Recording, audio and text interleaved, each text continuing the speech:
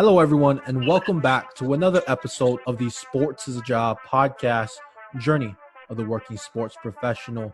My name is Colby Castillo, and I bring to you another guest today, a different perspective, but a unique one for sure. I would like to introduce Dan Lust to the podcast. If you could please introduce yourself again and let everybody know what it is you currently do. Cool. So as Colby mentioned, my name is Dan Lust. I'm an attorney based out of New York. I'm happy to get into a little bit about my story today, but the reason Colby asked me to come on the podcast, in the past, past year or so, I've really carved out this niche in the sports universe as a sports law analyst. Some people incorrectly say sports law expert. I'm not that smart, but I do give my analysis on kind of the intersection between sports and law. It could happen with a contract negotiation, with the collective bargaining agreement issue, or even just as simple as, in theory, could Rudy Gobert get sued for giving coronavirus to anybody else in the Utah Jazz? So you've heard of sports business experts, but there is now a new niche of sports law that I'm trying to introduce the world to and carve out on my own.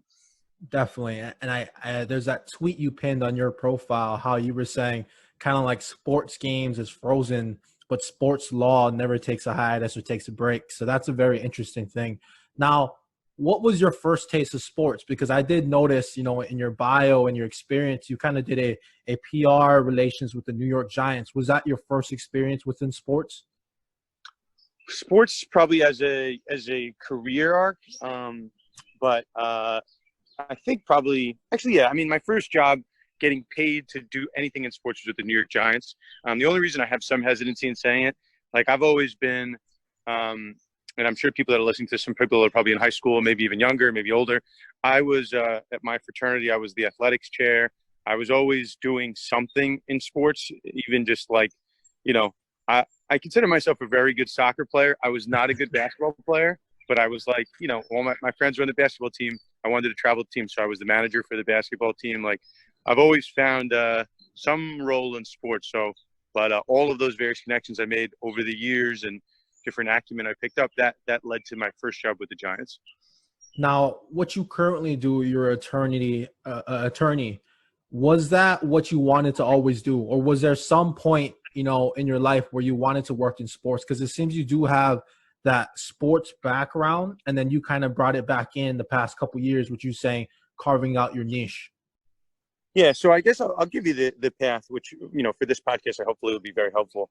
I was in college as a sophomore, and I didn't really know exactly what I wanted to do. I really liked sports. I come from a family of lawyers, so law was an option, but I really liked sports. My sophomore year of college, I got this job.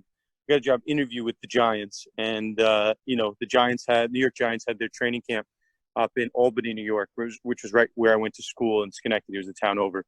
So they were looking for someone that obviously knew football, that, knew the Giants team, the players, coaches, the whole setup, but also that knew the area. So, obviously I knew a lot of sports, but I knew the area well. So for parts of 5 years, 5 seasons, I worked for the Giants in their public relations department. After the first 2 years, I had a decision when I was graduating college if I was going to really continue just working in sports, or if I was going to go to law school and try to further myself like that. So as I'm sure, all of us do, I consulted with my parents, and I said, I have this kind of in with the Giants. It's a fun job, but I don't really know how far it can take me. It's just PR. It's not, I always wanted to be, I always had dreams of being like a general manager or like a sports agent. So what my mom said, she gave me the right advice. She said, going to law school will never hurt your path in the law. It will only help you differentiate yourself. Having a JD, or, I didn't think of going to business school, but you could have got an MBA. And that would have only have kind of helped your ascent in the law. At the end of the day, what I kind of said to myself, you know what, I'm not dying to be a trial lawyer, but I watch enough Law and Order. I'm like, worst case scenario, it doesn't seem so bad either. And that's interesting. For, like you said, I think that's going to be super helpful for maybe people are in the same position as you. But then you go around, you go about your career, and then, like you said, in the past year or two, you've carved out this niche in the sport law. How did that come about? Yeah, I mean, I guess from a career building level, at every kind of level that I've worked at. So I worked for the Giants. When I went to law school, I started doing these. They offer them in law school, and probably a lot of people listening to this will have never heard what I'm about to say. Everyone's heard of mock trial and debate club. When you get to law school, I don't think they do it in business school, but when you get to law school, they have these sports negotiation competitions. So you can play the role of an agent, of a general manager, of like an attorney for the NBA and NFL in a mock situation. And these competitions are judged by real sports attorneys, people that like I consider myself today. I would, and I still do, I go judge these competitions. So a lot of these jobs I got in sports. I worked for a baseball agency during law school. I worked for a team that, negotiated baseball contracts. I got all of these jobs really through connections I made at these mock negotiation competitions, meeting real, judges, not real judges, but, real attorneys in the field. So, I had all these various connections, from working with the Giants and working in baseball that, I wasn't really working in sports, but I was still kind of, on Twitter being active and writing stories when I saw something fit. So, Colby, when you're asking kind of when it took off, I mean, I had all my connections and my kind of network ready to go, but I was watching, Colby, are you a basketball fan? Yeah, I'm a basketball fan. So I'm a big basketball fan as well. I told you I'm not very good at basketball, but I do enjoy watching it. I remember right around this time last year, Kevin Durant was out with this injury that they were calling a strained calf or hamstring. No one was really sure what it was, but whatever it was serious enough to keep him out for, the end of I think they played the Blazers in round 1. They played the Rockets in round 2, and no Durant. So I'm sitting there as a sports fan, and I promise, Colby, I'm answering your question. Just gotta give me a little leeway here. But I'm sitting as a sports fan, and when Durant is coming back for his return, I'm like, I don't really understand why he's coming back. The guy's about to be a free agent. That seems really weird. And then I got into this, this Twitter black hole of people, accusing the Warriors of forcing to come back early and all that. So, I'm watching the game with all this in mind. And then, Durant blows out his Achilles, a couple minutes into the game. So I'm sitting there as an attorney. And in my legal world, I do a decent amount of sports work, sports cases. But most of the stuff I do is just pure law. It's just, pure, has nothing to do with sports. So Durant gets hurt. And, then I see, the GM of the Warriors crying at the press conference, and Kerr, he looks a little, disheveled, and Curry's a little funny. So I'm like, it's interesting. I go, well, in my head, I'm like, well, what if the Warriors did force him back? And what if they lied to him and they told him, there was no chance of you getting re-injured by playing in the game? Wouldn't that be kind of dirty if they led him into his free agency with the torn Achilles? So I sat there and I'm like, you know what? I'm going to research this like an attorney. And when I popped up from my research, I sat for a couple hours and figured it out. I decided I was just going to write a very long article, assuming that was true, that they forced him back. Could Kevin Durant sue the Warriors, and how much could he sue them for? And when I finished all my research, I came up with a really sexy title that was, I think it was The Anatomy of a $1 billion Lawsuit, How Kevin Durant Could Sue the Golden State Warriors. So you're smiling, Colby. I know the podcast isn't on camera, but you're smiling because there was something sexy and interesting about the way I phrased it. And somehow it made its way to Darren Ravel, who's the head sports business reporter, on Twitter and Instagram, everywhere else. He retweeted it. And then all of a sudden I had his stamp of approval that allowed me to get into a lot of doors I didn't otherwise have access to. I mean, that's interesting, man. And going into that whole sexy thing, you mentioned something about your last name. And it's in your bio, that kind of saying of, for some, sports is love, and for others it's lust. I mean, what was the inspiration behind that? What's the message you're trying to convey there?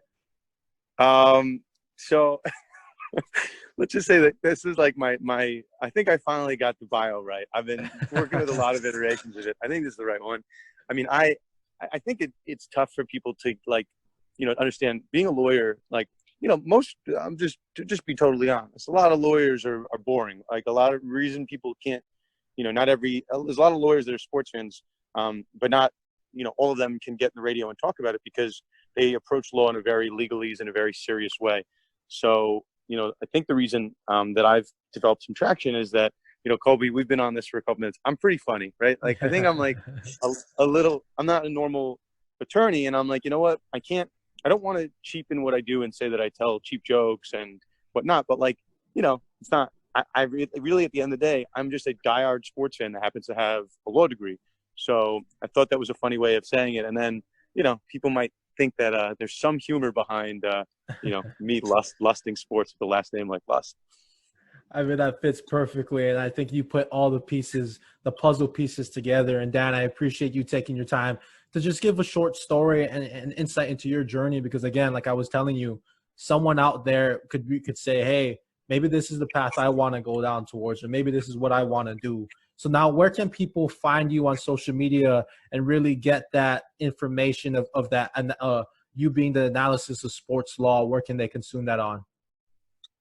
So, I'm pretty accessible. Like Colby, you and I don't know each other, but I'm always one that likes to help, young people out. I remember when I was starting out, and this is a true story. I called up a lot of connections to try to get help, making my way in the industry and with different jobs. And more often than not, I'd get a phone call with someone, and maybe someone really high up in the field, but I felt like that person would go through the motions largely and just have a conversation. It would amount to nothing.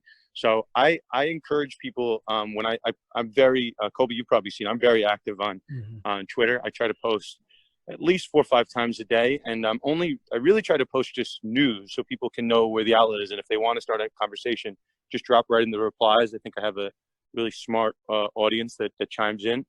So I'm on Twitter at Sports Law Lust. I'm at Instagram. I really just have a best of account, just like when I get my big retweets, like Colby, you saw Bomani Jones retweeted me recently, Jay Adande.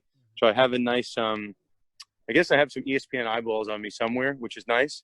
And then LinkedIn too, for any of those professionals. I post kind of longer stuff there, but my MO, and for those that are trying to carve out a niche themselves, at a certain point, you have to decide, right? You can just kind of sit on, you can sit on Twitter and scroll and like and retweet. But if you feel like you have a voice to add to the conversation, you got to make the decision to start being a contributor to the conversation. So you can always get me there. If you're listening to this now and you want to reach out, you have more questions, or you're worrying about a particular issue, you're trying to write an article and need to know how to phrase it, I'm more than happy to help. And yeah, I'm at Sports Law Lust on really any social media network. Other than TikTok, Colby, I'm not on TikTok. Other than TikTok, you might have to get it there. I mean, I think you might find the kind of the void to fill there. You could use some creative stuff on there. But Dan, I appreciate you coming on. Hopefully your wife doesn't hate me too much for keeping you away from dinner, but I appreciate it again. And everybody out there, thank you for joining and taking the listen. And like we always say, we are all on our own individual journeys, but you are not alone.